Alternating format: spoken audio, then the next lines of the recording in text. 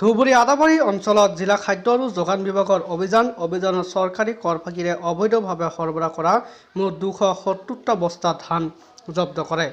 জিলা খাদ্য আৰু যোগান বিভাগৰ পৰিদৰ্শক মৌচুমী পালৰ নেতৃত্বত চলে এই অভিযান। উল্লেখযোগ্য যে চৰকাৰী নিয়ম অনুসৰি কৃষকসকলে ধানসমূহ বিক্ৰী কৰিব লাগে পিপিচিত আৰু পিপিচিৰ পৰা ক্ৰয় কৰিব বিভিন্ন ধান মিলৰ মালিক। কিন্তু তাকে নকৰি এটা চক্ৰই ৰাতিৰ এণ্ডাৰৰ সুযোগ লৈ কৃষকৰ পৰা কম দামত ক্ৰয় কৰিছে ধান। ঠিক তেনে সময়তে হাতেলুতে জব্দ কৰে গাড়ী ভৰ্তি ধান। ঘটনাস্থলীত কলেজনগৰ আৰক্ষী উপস্থিত হৈ বাহনখন জব্দ কৰি থানালৈ লৈ যায় বুলি জানিব পৰা গৈছে।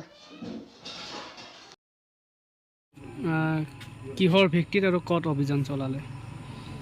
আজি মই এটা চ'ৰ্চৰ পৰা ইনফৰমেশ্যন পালোঁ যে ইয়াতে আদাবাৰী চৌমূৰত এটা ৰাতি ধান উঠাই আছে।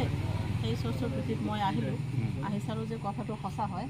তাৰপিছত মই ড্ৰাইভাৰক সোধোতে তেওঁ ক'লে যে এইটো মোৰ ড্ৰাইভাৰ মানে DMKৰ গাড়ী হয় আৰু তেওঁ ইয়াৰ পৰা ঘৰে ঘৰে ধানখিনি উঠাই লৈ মিলত লৈ যাব বুলি ক'লে। এইখিনি ধান একচুৱেলি ঘৰৰ মানে খেতিয়কে ফাৰ্মাৰে এইখিনি এগ্ৰিকালচাৰৰ চাৰ্টিফিকেট ল'ব লাগিব, লৈ ধানখিনি তেওঁলোকে PPC দিব লাগিব। PPCৰ পৰা CMৰ ভিত্তিত এই মিলবোৰে ধান ল'ব পাৰে। মানে অবৈধভাৱে মানে সংগ্ৰহ কৰি আছে। এতিয়া কি কৰা হ'ব গাড়ীখন মালখিনি? এতিয়া ৰাতি হ'লতো একচুৱেলি আমি ধানখিনি আমি PPC হেণ্ডঅভাৰ কৰিব লাগে, কিন্তু ৰাতি হোৱাৰ কাৰণে আমি ভাবিছোঁ আমাৰ ইয়াতে ওচৰৰে কলেজ টিঅপিত আমি ধানখিনি চমজাই দিম।